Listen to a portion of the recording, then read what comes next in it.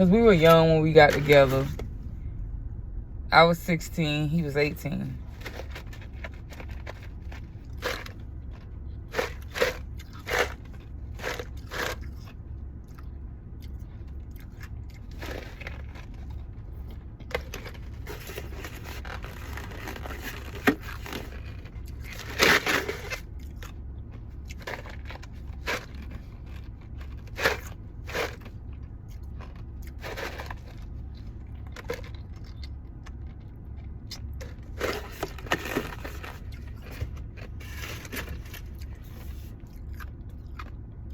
And really from the beginning, it was a shit show because when my mom found out that I had a boyfriend, she wanted to try to call the police on the boys because he was 18 and I was 16. Like, ma'am, police told her, ma'am, they have a law. 16 to 21 can date. Now, mind you, this was back in 2006. You can do your own research. This was in 2006 in Florida. That's what the officer told my mom when she called the police trying to cause problems because, you know, she found out that I had a boyfriend. And what happened was I didn't come home that night. I stayed out because, I wanted to be with him. And she had gotten on my nerves because we were going to Jed Day at the park right across the street. This basketball player in the town. He had a promising career and he passed on the court. So every year they do Jed Day, right? In the town where I grew up in. And she knew we were going to hang out and stuff. And she was okay with it because my cousins was over there earlier. And my mom was the fun auntie, so everybody come over when it's time to have fun. Of course, whenever my stepdad wasn't there, because he was nothing but a party pooper. But yeah, she knew we was going to everything. We just not getting over there. This later on in the afternoon. We just not getting over there. And then my little sister come over to some my cousin, when I see my cousin out there, my older cousin, she's just like, oh, your mama said you gotta go home. I was like, what? Girl, bye. Anyway, see you later. You know, it did what I went to all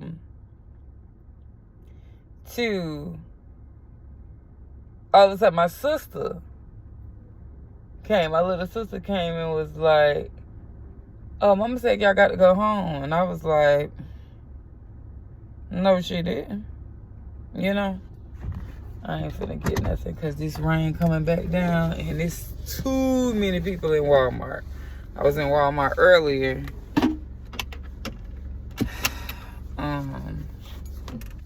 Early this morning. I like to come early in the morning, but I forgot.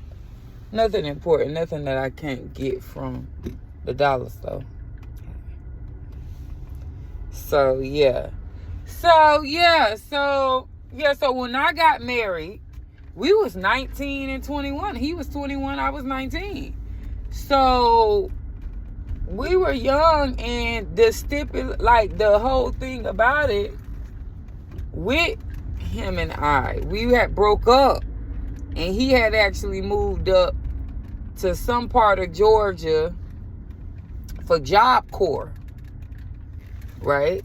And we'll get into that story another time about how they was trying to kick him out the house, his mama boyfriend, because, you know, how they do black boys. Oh, you need to have a job, blah, blah, blah. You know, all that. Mind you, when I met him, he wasn't even staying with his mama or his daddy. He wasn't staying. They had a broken home already. The home had gotten broken up, and, you know, he was living with a friend of the family who he refers to as his aunt, but it's a friend of the family, right? And so, yeah, we were young together. And we had split up. He went to Job Corps. I was just doing my thing. I was in Orlando. Yeah, so I was doing my thing, and I would go back home whenever something was going on. I would go back to Lake County and go back over to Leesburg, you know, or whatever.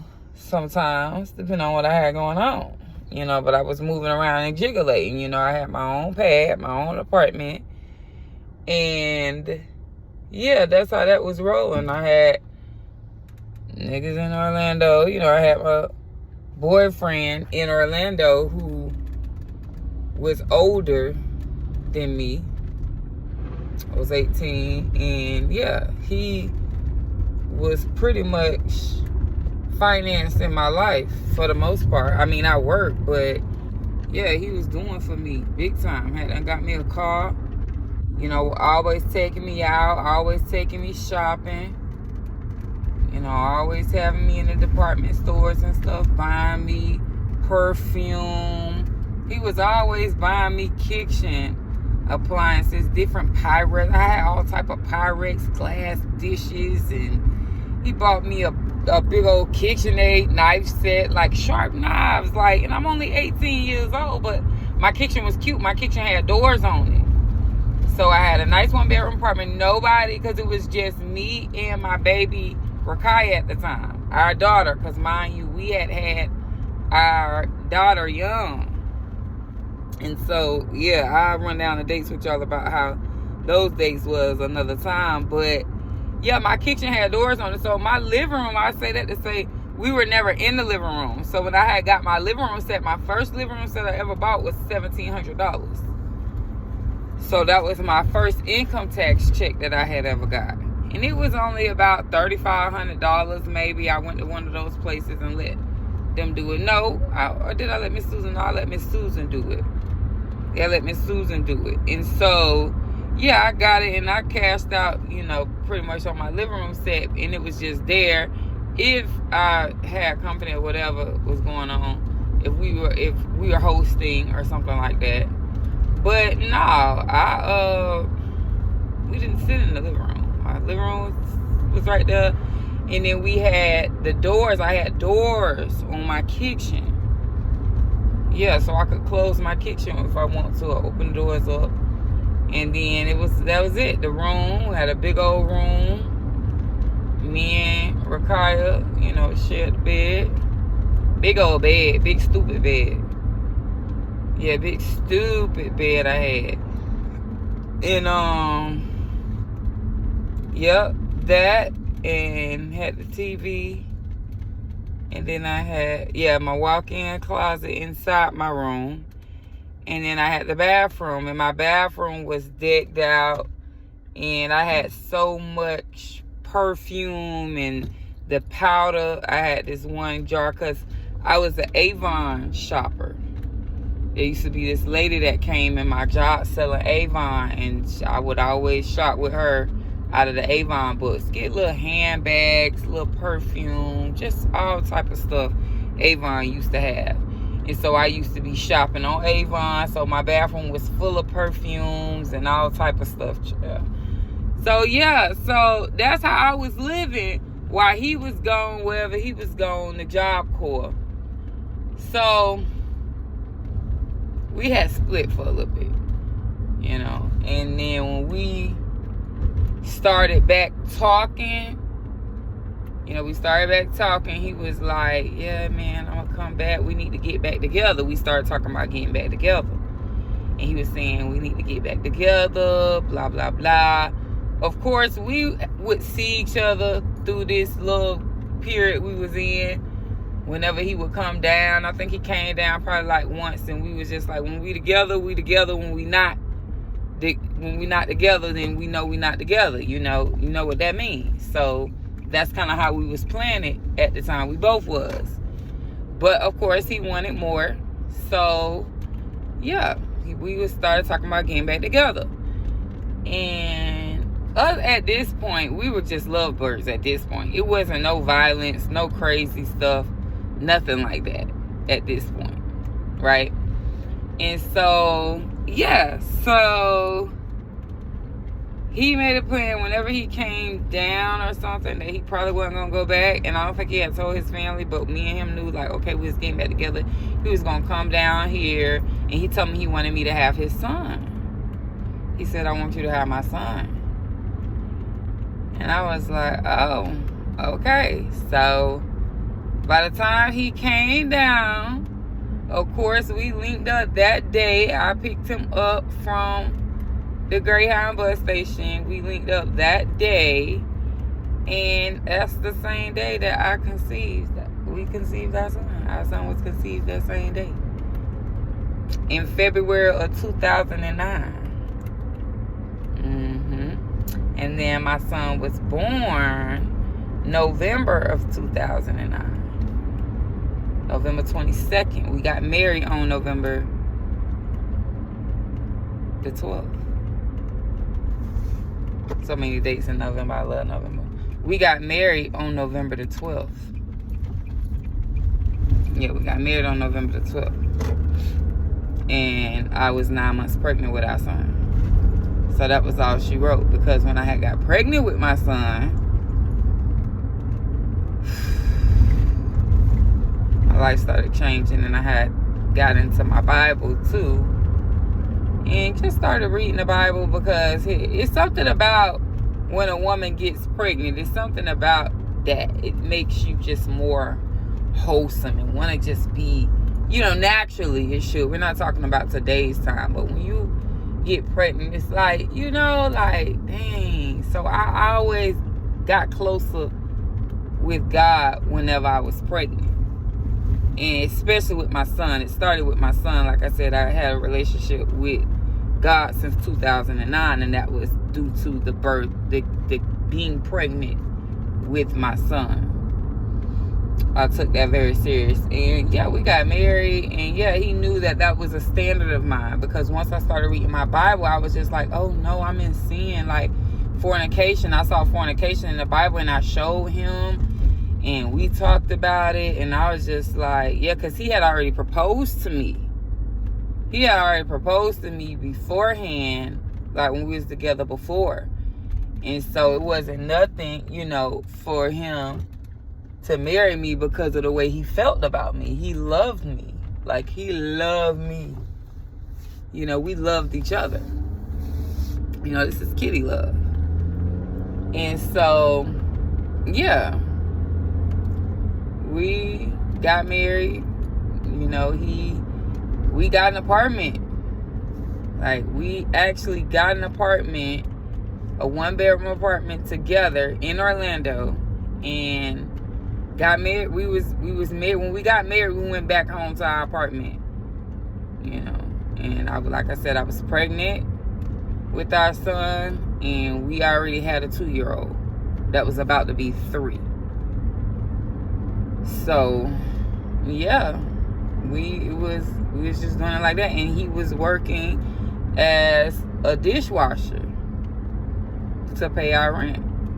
Yep, he was working at a really nice restaurant in Orlando, washing dishes. And eventually he worked his way up to being the cook, but he did start off as a dishwasher. And yeah, that was his life. And he would get off work late, and that was our life. And I didn't work.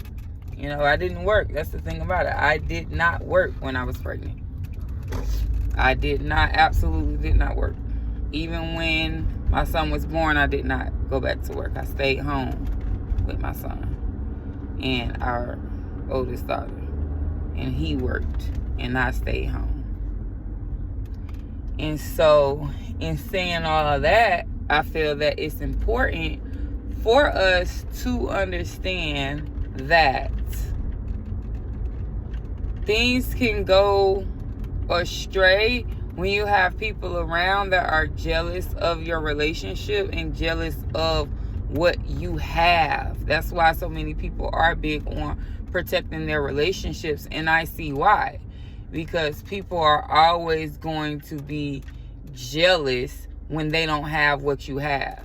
Like, we literally had something real, something raw. Like, we loved each other, like our bond, our relationship. But the people around, yeah, they weren't for it.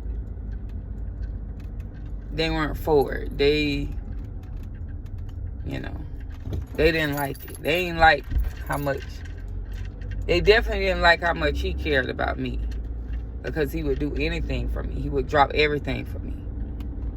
You know, we were always together. He always wanted me around. He always want, you know what I'm saying? He'll ditch his friend. Like, once he come pick me up, he'll go back around his friends or whatever. If I come around, he'll be like, all right, I'll be back. They be like, boy, you ain't coming back. You know, and it was just like that. And so, not everybody like that. They don't like that. And his mother did not like it at all. But we'll get into that another time. But that's what really poisoned it. And so, the first time, which is technically the second time, but really in all actuality the first time, because it was in my marriage. But there's another story that happened while I was pregnant with our daughter that I wound up sharing, which was the red flag when I went back. Stay tuned for a video about the red flag. But yeah, so this is the first incident when he assaulted me after marriage. My son was 11 days old. This is public records, by the way. This is not a made-up story. My son was 11 days old. He was asleep in a playpen. And yeah, that day he just, for some reason, I don't know if it was a Saturday or something, for some reason he just lost it that day because somebody had spread a rumor saying that my son was not his. Right? And this is, again, how bad people just don't want people relationships to work and want people to be happy. So, mind you, like I said, we already had this whole thing to it. When we together, we together. When we not together. So, he knew I was talking to somebody else. Hello, you was too. You was too. So he wanted to run with that and just be mad at the fact that he knew I was talking to somebody else. And then the person, there's a little insecurity there too, because the person who I was talking to was like this big guy, like he was an older guy. And then he was like known in the area. He was a little D-boy, you know. So, real player, like not the flashy type, just, yeah. And so, yeah, he knew that people had been talking about that in his hood or whatever, that, you know, oh, such and such, because they know that I had been messing around with him while he was going up the Job Corps, but we wasn't together. So, okay. But, nevertheless, that came out, and you know that wasn't true. So, he spazzed out. He used that as an excuse to spaz out, which even then, his mom was just like, boy, please, you know that's your baby. Boy, stop. Like, at that time, that's how his mama was just like, boy, stop. But he lashed out, and from that day on, he just was a drunken mess. From that day on. And it just got worse and worse and worse as the years increased. And I would just sit there trying to be this perfect wife, trying to make sure everything was perfect, you know, being there. And, you know, it was really wrong from the beginning, ultimately. And so it had to end. And so I just wanted to share that with y'all, because a lot of people do ask a lot, like, oh, so was it all a lie? Or this, that, and third. Well, that was ultimately the turning point, when you don't have people who want to see y'all together. And he, in his mind, is like this big family person. But the thing about it is, you have your own family. You know, family people, like he didn't realize, like, you were seen as a family man because you actually had a family. How many people around you in your family actually has a family? Like, our families, we come from families. You know, we always, that's kind of how my family was. Ultimately, everybody was married. My aunties and them. My mom was married, got married to our stepdaddy. So people married, you know. But their family kind of came from either they didn't marry or they just wasn't together. And he was the only person with a family. He created a family and he was young. Firstborn of his generation. At least definitely to his mom's side, I believe, both. So they just did not like the love that he was showing to me. And sometimes moms, when they're weird like that, they are jealous and wish that their son would do the things that he's doing for his wife to them. You know, like, let's just say, like, your husband buy you something and then his mom is just like, oh, why you ain't get me one? Because you not his wife. You his mama. I mean, you important, but you not more important than me. Says the Bible.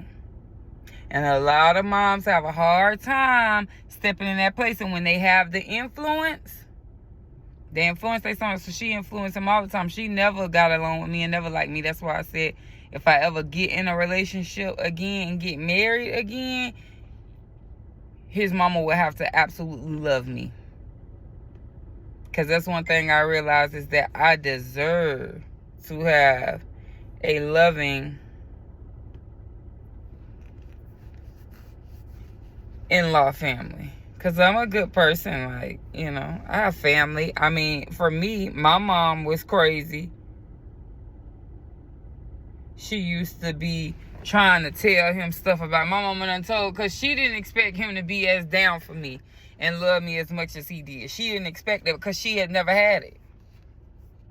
You know, everything that my mom did, it was to get something out of a man. You see, I don't have to do nothing to get nothing from a man. I don't have to give up nothing. I don't even have to sleep with a guy for a guy to be doing for me. And that's the difference.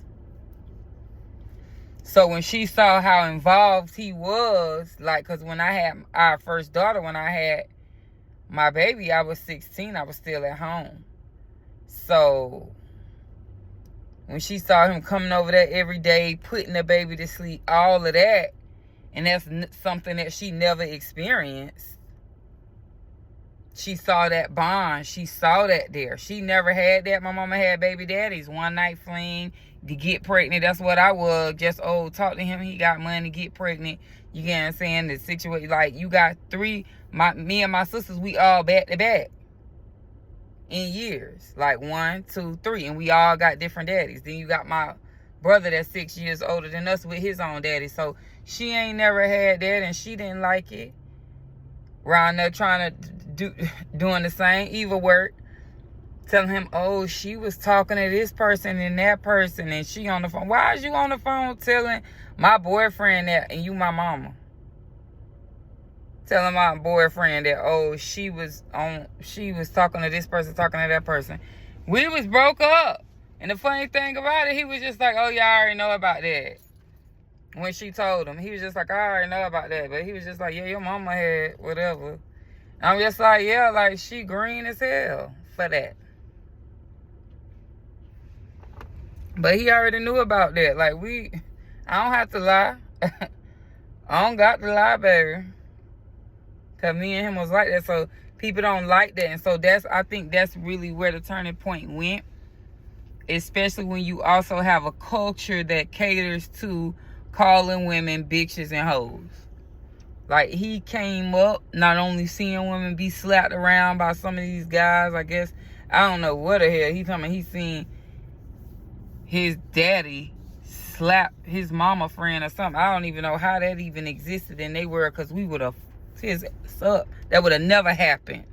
But this is what happened on their side. He experienced that. And then you experience, he came up on that music, Too Short and all that. And, just all the culture of dogging women and all of that. And I just think that's just what he embodied. Which is ultimately, if you think about it, just worldly, because it's not God, like, it's not God's way. And it's not how God tells you that you're supposed to treat your wife. Mind you, we stayed married for 12 years. And he abused me even during the divorce. We're not cool because of what he did to me in the marriage.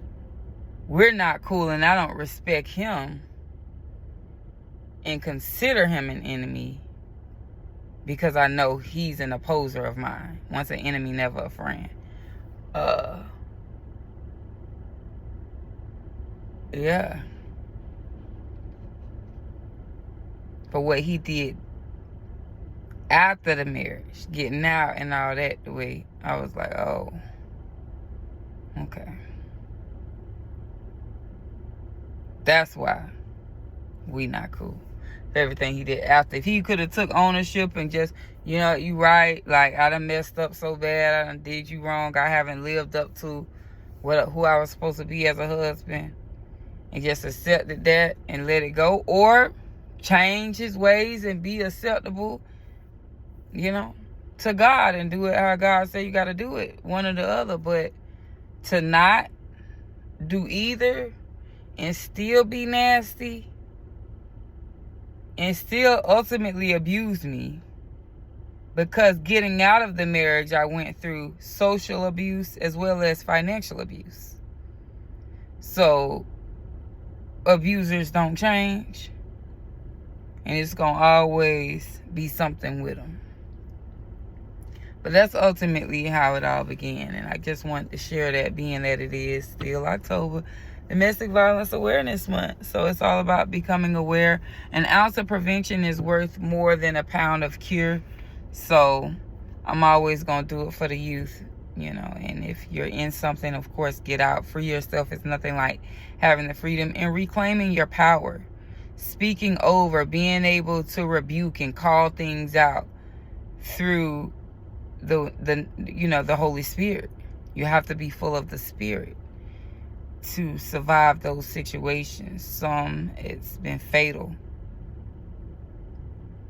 and it's never anyone's fault, but you have to reclaim your power and get out if you're still in something. Okay, so I'm gonna cozy back up and get back inside. They're saying prayers for Jamaica right now because of the storm. We're getting a lot of rain because of it as well. So I'm gonna get back inside and enjoy my Monday, which is my day off, and then I'll be in my office tomorrow, and then I'm working half a day tomorrow. So yep, I'll talk to y'all later.